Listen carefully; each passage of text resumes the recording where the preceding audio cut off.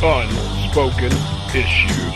Here we go. 3, 2, 1. And ladies and gentlemen, welcome to the Unspoken Issues podcast. I am Jesse Starcher, joined by Chris Armstrong, as always. Chris, how you doing today? Doing well. All right. So looking to the future. Yes, sir. Looking forward. Well, now it's 2021, so 78 years from now. But back then, it was like almost 100 plus when these issues were dropping. We placed, again, for the fans of the Unspoken Decade and our Facebook page as well, which is the Unspoken Issues Podcast Facebook page, we placed a poll like we normally do, and you were the genesis, the deadly genesis, if you will, the genesis of this poll. So why don't you go ahead and give our listeners an idea of what we're walking into here?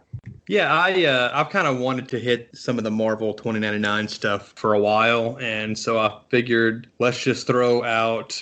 Initially, I was going to do the 4 launch titles, which were Spider-Man, Punisher, Doom, and Ravage. And then I thought, nobody likes Ravage, so let's throw X-Men as the 4th option in there, X-Men 2099, which I remember liking as a kid. I haven't read those comics in a long time, but so yeah, I threw that in as the 4th option, and it was pretty close, pretty competitive, really. We ended up having a tie, and the other 2 also got some votes, so it wasn't like a landslide by any means. No, it was not. So our choices, just like you said, we had Punisher 2099, we had Doom 2099, we had, oh my goodness, X-Men 2099 and Spider-Man 2099. And we had a lot of good comments there. Cole Marentet, a good friend of ours, he pops in and says that Spider-Man 2099 is the best of the 2099 series, followed closely, but still followed by Doom. I think that's the consensus. I think most people kind of have that opinion. Yeah, I heard a lot about Doom, and that's why I voted for it, because I hadn't read it. I love the Punisher, don't get me wrong. Before we get into the results of this, I want to talk about your experience with the 2099 titles. Tell me about your thoughts on the 2099 line of comics. Like with most Marvel stuff in 1992, 1993, pretty much anything that came out I was super pumped about, at least until I got my hands on it, and then I could, I would decide, I would judge it at that point. But the idea, the concept of just these famous Marvel characters, we're going to look at them over 100 years in the future. It's going to be super sci-fi. That was just really intriguing to me. And Spider-Man 2099, that was the launch title of the line. And that was the one people were most excited about because Spider-Man, of course, was the flagship Marvel character pretty much. The X-Men had kind of taken over. It's the most popular franchise, I guess. But when you think Marvel, I think even now and then both, you think Spider-Man first, outside of the MCU influence for people who aren't really big comic fans. Yeah. So yeah, I was excited about it. I picked up all the first issues, I believe, and I really liked the Spider-Man title. I never really followed through on any of the others except for X-Men 2099 when that launched, which it came a few months later. I think maybe 6-8 months later. But yeah, Spider-Man 2099 was the only one I really read past a couple of issues outside of a crossover that they did later on. I think I read all the crossover chapters, but the others, like Ravage, I never really, I think I read the first issue and that was it. Punisher and Doom, I probably had a couple of issues of each, and then I kind of lost track of those. Okay, so I didn't like the concept, and it's not like I was like, oh my gosh, this writer or that writer, and it's not like I had anything to go on to base a bias. Mm-hmm. Yeah. I just was like, these are going to be all new characters that I'm going to have to try and get into. They're not going to relate to the titles that I'm reading right now. So, and of course, if I had to choose one, I would have to choose just one. I couldn't read all of them. And I knew that, we're going forward into a world where, sure, all the 2099 titles are all related, but do I have, again, it all comes down to the purchasing power that I had as a teenager. Did I have the money to invest in all this time? And that's probably why I only really followed Spider-Man, because I couldn't afford to keep up with all of them. Yeah, and if I was going to pick one, I think out of all the 4 that we had up, I definitely would have picked up Spider-Man if I had the money.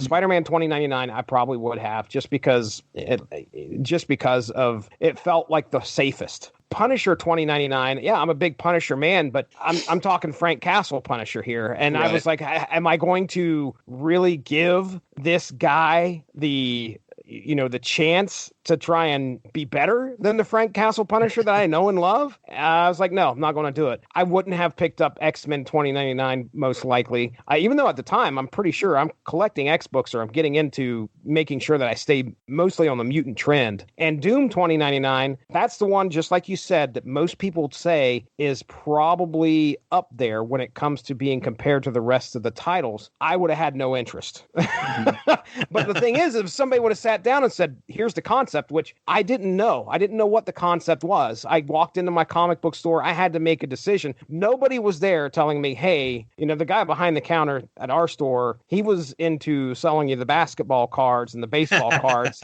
He was not into selling you comics, but he carried comics because it made him money. So he wouldn't have known what to point me towards. So many sports card shops just had like a little back room with comics that like, yeah, you guys can look at the comics are back there if that's what you're looking for. Yeah. That was about the extent of their interest in the medium. That was. Yeah, it was. So anyway, I was not thrilled when I saw the 2099 title sitting on the shelf. It wasn't a concept that I really wanted to read about. I have a bunch of these issues just because I had inherited them, or I inherited them somehow, or I found them at an auction and they just came with a bunch of stuff. So this will be actually, I think, the first time that I sat down and read a full-on 2099 issue. And like you said, here were the results, just to kind of give you an idea of what the results were. So bringing up the rear end, not by much, but it was the one that came in last, and that's X-Men 2099, got 3 votes. Then we have, following that up with one more vote, 4 votes, is Spider-Man 2099, which I thought that was going to be the runaway winner. I really honestly did. Yeah.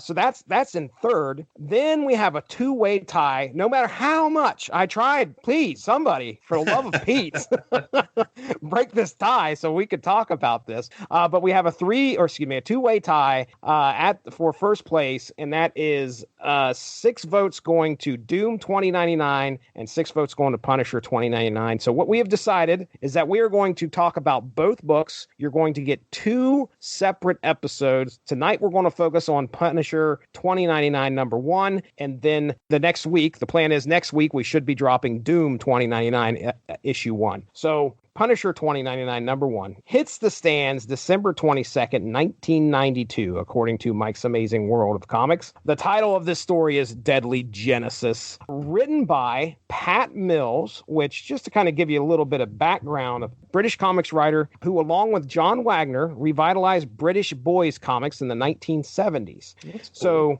he edited a short-lived comic called Dice Man, which featured characters from 2000 AD. He was involved in the launch of Crisis, which in 1988, and I was like, wait a second, Crisis? But no, that is that's a little bit different. A politically aware 2000 AD spinoff. So you probably can pick out some of the elements of 2000 AD that might have bled into the Punisher 2099 issue here that we're going to be talking about. Dean mentioned to me that you can tell he wrote for a comic that involved Judge Dredd.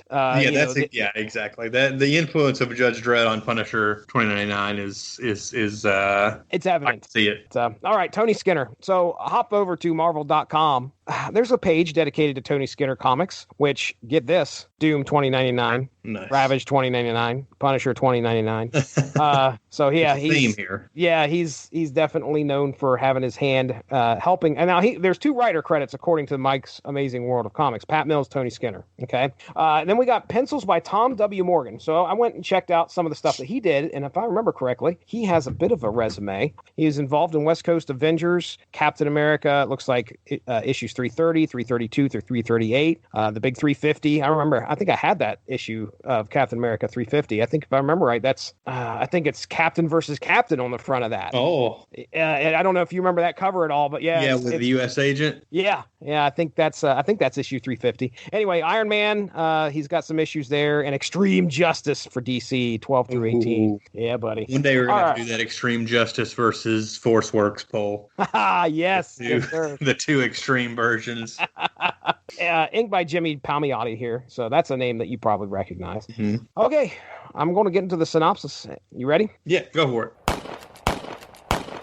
Before we head into this episode, I want to remind you that if you go to getamazonmusic.com/W2M network, you can get a free 30-day trial where you can check out over 70 million songs. Might not be able to find Frank Castle Sings the Blues or Jake Gallo's greatest hits, but you'll definitely be able to find Big Pun's 1998 hit album Capital Punishment and 2000's Yeah Baby. That's getamazonmusic.com/W2M network for that free 30-day trial. We open the book with a young man running for his life from a gang called the Street Surgeons. Stopping to call for the police, they state they cannot help him because he hasn't paid his bill. As the Street Surgeons descend upon their prey, a man with dark hair, black jacket, red shoulder and knee pads, armed to the teeth, shows up to serve justice. He proclaims himself the Punisher and kills all the thugs with extreme prejudice. The local police, who are now actually ran very similar to a business or a utility company, are upset that the Punisher is taking business away from them. If they could stop him, they would, but thanks to some top-of-the-line technology, his face is always scrambled on any camera that catches him. And so the police have called in a special operations agent by the name of Jake Gallows to help find the Punisher, but little do they know they are one and the same. Yes, sir, one and the same person. Flashing back, we then learn the deadly genesis of the vigilante, which is the title of the story, by the way. A pleasant trip to the zoo with his mom, his brother Balder, which I was like, wait a second, what? It's Jake's mom, his brother, and his sister-in-law are all at the zoo when their pleasant trip gets shattered after Alchemax's CEO, which is a very prominent corporation throughout. Pretty much all of the 2099 titles. Yeah. You get some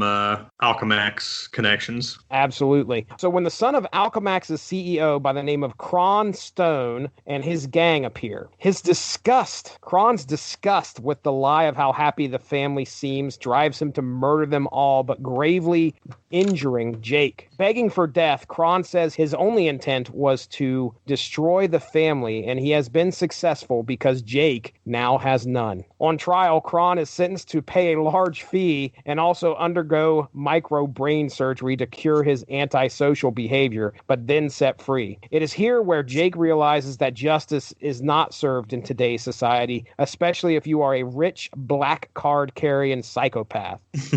This finally strikes a chord in Jake to pick up the role of a vigilante. However, it is the journal that he and his friend Matt had found in police files by one Frank Castle. Castle's final written words were, "You who find this, I charge you to carry on my work," inspiring Jake to don the skull and that justice will be served as the Punisher of 2099. So there you go. That's Punisher Punisher 2099 number 1. Tell me what you think of this, Chris Armstrong.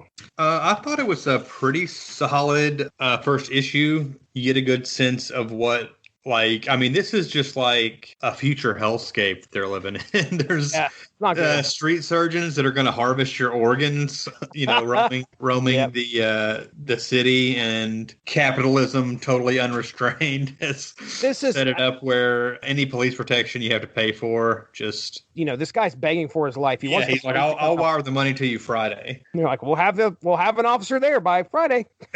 Like, oh man, he's dead. It's definitely your future dystopia for sure. So I've definitely got a few notes here, and we can kind of go down them, and then you step in and give me your thoughts as well. But sure. So okay, let's talk about the weapon list. All right. So as the street surgeons have got this dude laid out on the ground, they're going to harvest his organs, sell them on the black market, whatever they want to do. Punisher shows up. One of the guys goes, "Someone's there. Computer, give me a weapon scan on him." Okay. So this computer runs down this weapon list that the Punisher has, and here we go. High density plasto armor, type unknown. 54 caliber Magnum Smith & Wesson. 2015 antique, by the way. Mm-hmm. 48 caliber Stark Fujikawa street pacifier, 3 grenazers. I'll go with grenazers because I imagine that's a grenade. That seems right. Laser. Okay. 3 grenazers with smart targeting standard, a pair of Mean Mule turbo kick boots. And then this one, it was so funny. As I'm reading, I get to this. This is power bat type unknown. I'm like, what is a power bat? And I'm like, you'll find it. Yeah, I'm like, dude, there's no way they're going to like talk about the power bat. Certainly not. And then within 3 pages, we have him unleashing the power bat. I don't know, do you have the power bat in front of you? Would you like to try and do your best to kind of describe what we're looking at? Because it certainly is not a bat. Yeah, it basically just looks like a long pipe with like a knob on the end with spikes all around it, kind of like a mace. Mm-hmm. You're not hitting any baseballs with this thing. At least that's not the purpose of it, because even he says that the power bat, variable density from rubber to titanium, which that's pretty cool, depending on the level of punishment required, or so it says in the manual. I'm like, oh, well, that thing is just designed to like hurt people. Okay. And he also mentions, I've never used the lower settings, so only for extreme punishment is all he's worried about. Set the maximum. Nice. I hope, again, like I said, this is the first time I've ever read any 2099 issues, and I know Dean said that this is a series that gets crazy. Mm-hmm. So I really hope the power bat comes back into play at some point later on down the line, and it's got like some kind of weird modification setting and all this other stuff. The police being upset that they're losing business to the Punisher was hilarious. It was a nice touch. Oh, man, the Gene Guard. Okay, so they're talking about how, because they go down like a list of the Punisher's offenses that he's done so far. One of the things they're talking about is how they found this guy who had burnt this house full of, what did they call them? Like gene rejects or something? Hold on, I've got a word for it. I've got the word. Degens. Sorry. Yeah. There was a bunch of degens, which look like, mutated people in some fashion. People nonetheless, but according to this Gene Guard had set fire to this place, and Jake finds this guy and takes like what says high octane fuel and pours it all over. And I'm like, oh, well, this is, this is going to get ugly pretty quick. And they're like, well, did he light him on fire? And one of the cops like, no, he didn't. He just shot him in the face. It was water. It was water all the time, the whole time. So he's scaring the guy to death first off, and he doesn't light him on fire because it's water in the first place. And then he shoots the dude. So yeah, he's basically torturing him to get information, right? Yeah. When he's trying to set him on fire. And then once he gets the information he needs, he just blows his head off. Classic Punisher. All right. And then we do the flashback thing, which, okay, I don't know if you noticed or not, because sometimes you fly through these comics, and this comic was not, overburdened with a bunch of text, in my opinion. I think this thing moved pretty quickly. It moved smoothly. We got the information that we needed, and we just, we absorbed what we could, and the action was jam-packed with action. But did you see the dinosaurs at the zoo? Yeah, I was going to mention that. It's Jake and his family at the zoo, and there's this one panel where I was like, oh, that's an elephant. No, that's not an elephant. That is Brachiosaurus or something. So yeah, anyway. I wonder if those were flown in from the Savage Land, or if they've gone Jurassic Park style and recreated dinosaurs, or what. Point. Yeah, it's 2099. Anything's possible.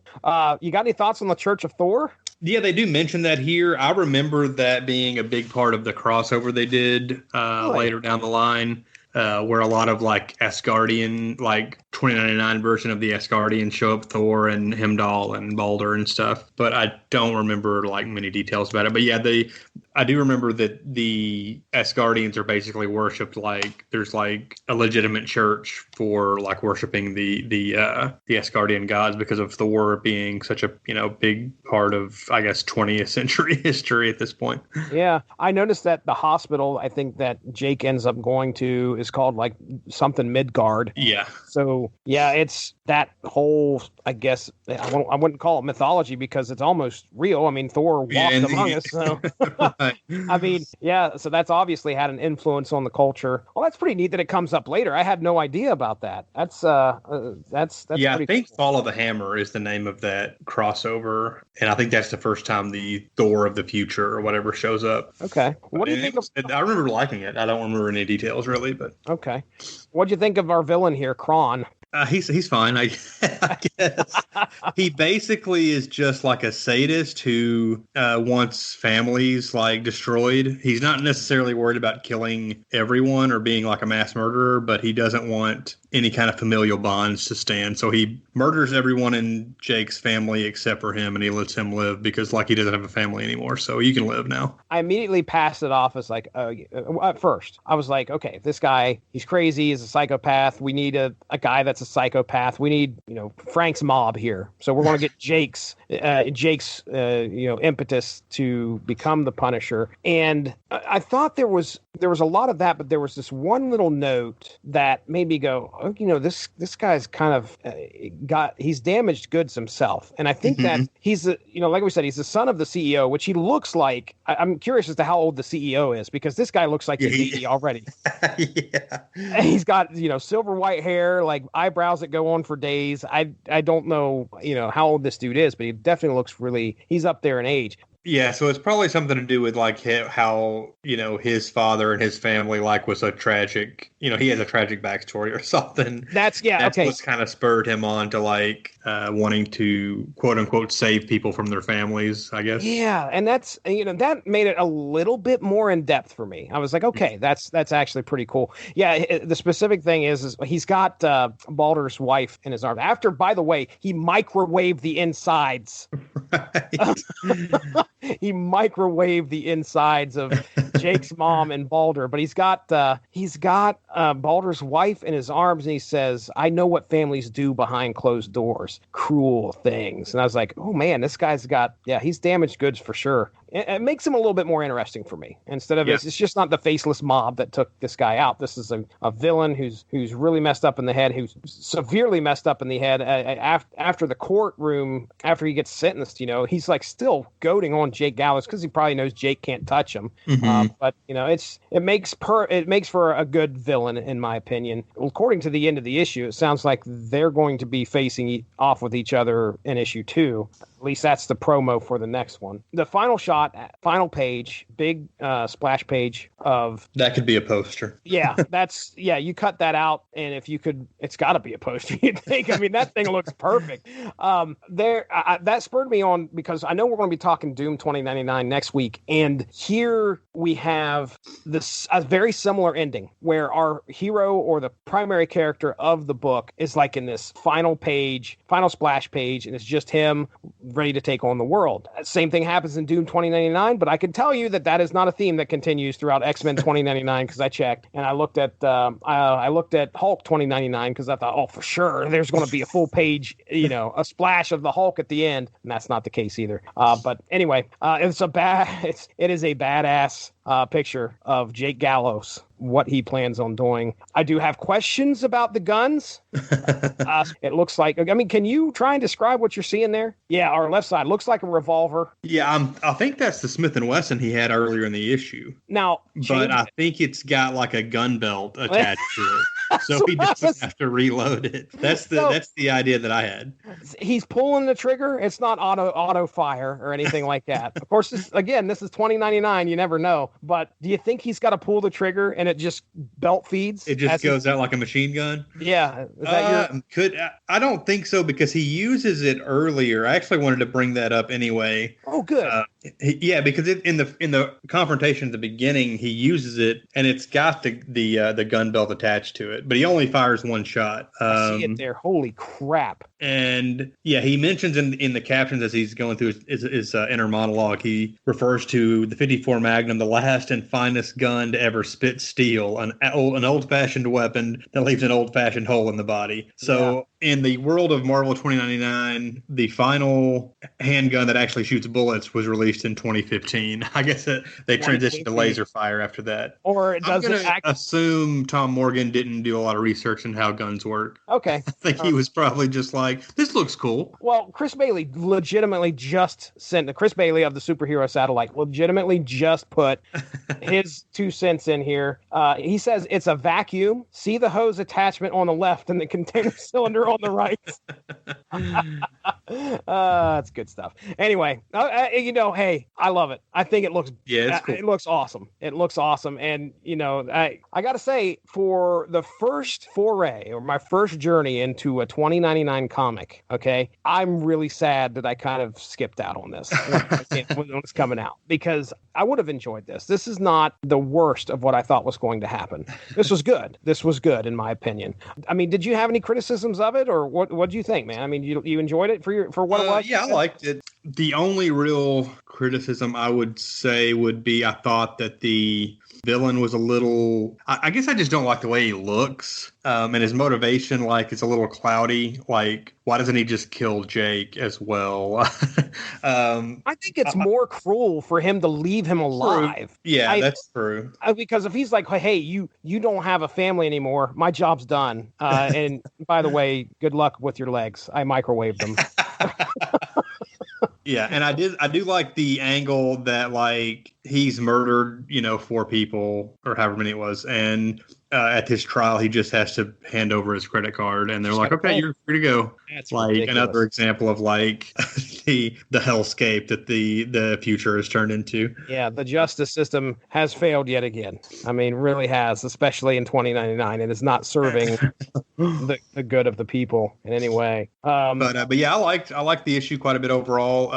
I've intended for a long time to go through and just read all the 2099 stuff. I don't know when I'll get around to it, but this just, reading this and Doom this week has kind of got me interested in going back to some of that stuff and getting onto it. So, what do you think of the fashion? Just before we finish this out, did any of the fashion stick out to you at all? I mean, when I read something that takes place in the future, the first thing you're going to look for is what's changed. Do you have any comments yourself on the fashion? Because I might have a couple. Not really, I don't guess. I mean, a lot of it seems like everything is big and baggy, so it's kind of like it's just like the 90s. So maybe they're thinking like, hey, 100 years from now, fashion will have just circled back, 3 or 4 times over. So we're still going to be in this trend of like everything's kind of oversized. But even bigger, yeah, because there is one panel here with Jake talking to a cop. And I mean, I don't think Jake's that big. I mean, Jake's a big dude, but I mean, it looks like his shoulder pads are, it's almost like he's got Cable's uniform underneath the jacket. And you're like, what is going on?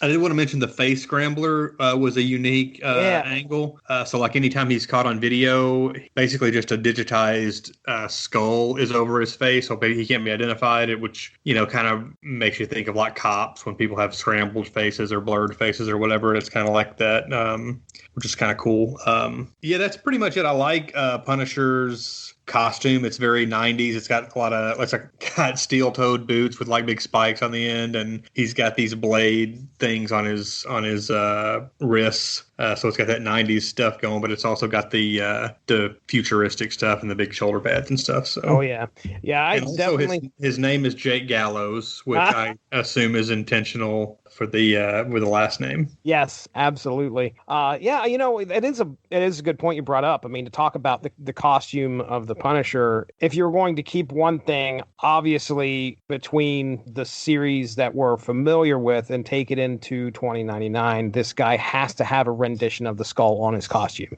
So thank you to the creative team for realizing that, okay, that's probably the most important part. We'll keep that around. You almost could look at Jake and think that he's Frank. Yeah. I mean, there's clearly similarities. He seems to be a bit bigger. That might just be the shoulder pads talking. I don't know. But they did a great job with the costume. I think it looks pretty awesome. One more thing, sorry, that I wanted. Right. This is the last comment I really have on the actual issue. Is I did like that they gave him the castle style origin of his family getting slaughtered in front of him basically, but it wasn't the same as far as like it wasn't his wife and kids. It was his mom, his brother, and sister-in-law. So kind of give it a little bit of a different angle on that, which wasn't as cookie cutter basically. I agree. It wasn't a big copycat thing that they did. They pulled that off, and as far as an issue as a whole, yeah, I enjoyed it, and it would make me actually probably pick up the rest of them. And I've heard people say that it's a good series. It's a bit crazy, but it's a good series. And like I said, I'm tired. I slept on it. So yeah, to hop into comments real quick, just to kind of go onto our Facebook page, which, ladies and gentlemen, like I said, check out the Unspoken Issues Podcast Facebook group. Become a member. You can vote on some polls. And what better way to tell me and Chris what to do? The only other person that could really do that is Mark Radlich. But what better way to tell me and Chris what to do than to go in there and get your voice heard? Vote on some of these polls. And we had some great interaction, man. When you look at it, I mean, we only got I think 30 some members in there. We're building a little bit of a community, but we had, I think, 12, 16, 19 people hop in on this last poll. So very glad for that. So like I said, comment wise, I already read about Dean Compton popped in there. He said, don't sleep on Punisher 2099. It's batshit crazy fun. Chris Bailey, X-Men 2099. He says, it's a train wreck. And yeah, then the rest of this is me pretty much pleading for somebody to break the tie, and nobody does. So way to go, guys. You got 2 episodes out of us. All right. Well, I do want to say that Emily Scott did a piece on the UnspokenDecade.com for Punisher 2099. So that easily could tie into what we're talking about. And if you're a fan of that book, go give that article a read, see if you like it. Did somebody say articles on the Unspoken Decade? This is a great time to quickly plug a sponsor of the W2M network, and that is Grammarly. For you, the listeners of the Unspoken Issues podcast, Grammarly is offering a free download of the Grammarly software. Grammarly's AI-powered products help people communicate more effectively. Grammarly helps you write mistake-free on Gmail, Facebook, Twitter, LinkedIn, and nearly anywhere else you write on the web. Grammarly corrects hundreds of grammar, punctuation, and spelling mistakes while also catching contextual errors, improving your vocabulary, and suggesting style improvements. To download Grammarly today, go to getgrammarly.com/W2M network. Again, that's getgrammarly.com/W2M network to download Grammarly for free. Don't hesitate to stop by the Unspoken Decade Facebook page. All sorts of great stuff coming up on there as well. Our good buddy Sympafan is always tossing up great covers from the 1990s, Marvel, DC, Independent. It's all there. And others as well contributing. Okay, well then I guess if that's it, we'll go ahead and get into plugs. Then we'll get on out of here. So Chris Armstrong, plug, sir. Yeah, you can find me on Twitter and Instagram at BrodyMan34. All right, very good. If you like to talk to me on Twitter, I'm at Stiznarkey. You're more than welcome to throw me a line there. Shout out to the W2M network. And of course, props to the Radulich and Broadcasting Network. That's Chris Armstrong. I'm Jesse. We're out of here. We'll talk to you soon. Have a good one. Look forward to Doom 2099 next week. Have a good one. Bye-bye.